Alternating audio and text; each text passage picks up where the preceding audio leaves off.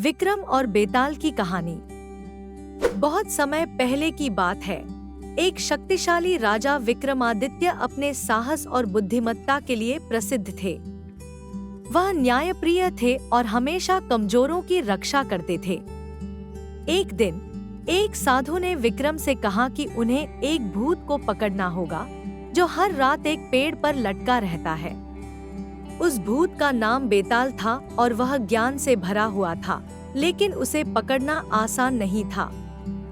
विक्रम ने साधु की बात मान ली और उस पेड़ की ओर बढ़े। जैसे ही उन्होंने बेताल को पकड़ा, बेताल ने कहा, राजा विक्रम, मुझे छोड़ दो, मैं तुम्हें कई अद्भुत कहानियां सुनाऊंगा। लेकिन याद रखो, जब मैं कहानी सुनाने लगूं, तो तुम एक शब्द भी मत बोलना। विक्रम ने सहमति दी और बेताल ने अपनी कहानी सुनाना शुरू किया। पहली कहानी। बेताल ने कहा, एक गांव में एक सुंदर कन्या थी। उसे हर कोई पसंद करता था, लेकिन उसका एक प्रियतम था जो गरीब था।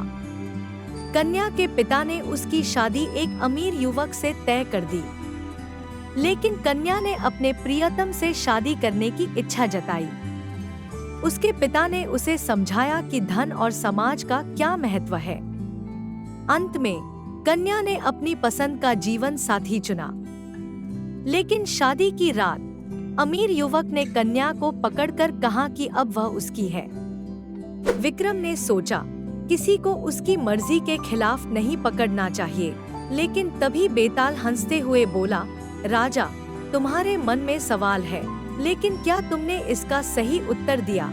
और बेताल फिर से पेड़ पर लटक गया। विक्रम ने फिर से बेताल को पकड़ने की कोशिश की। इस बार बेताल ने दूसरी कहानी सुनाई। दूसरी कहानी। एक राजा था जो अपनी प्रजा से बेहद प्यार करता था। एक बार उसकी प्रजा को एक गंभीर समस्या का सामना करना पड़ा। राजा ने अपनी जान की परवाह किए बिना प्रजा की रक्षा की। उसने युद्ध में भाग लिया और शहीद हो गया। उसकी वीरता की कहानियां हर जगह फैल गईं।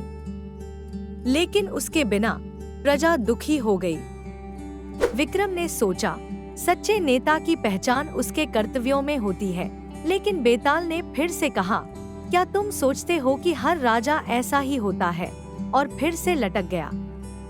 तीसरी कहानी। बेताल ने एक और कहानी शुरू की। एक बुद्धिमान व्यक्ति था जो हर सवाल का उत्तर जानता था। एक दिन उसे चुनौती दी गई। उसने अपनी बुद्धि से सभी को जीत लिया, लेकिन एक साधारण किसान ने उसे एक सरल सवाल पूछा, जीवन का असली सुख क्या है? उस बुद्धिमान व्यक्ति को इसका उत्तर नहीं मिला।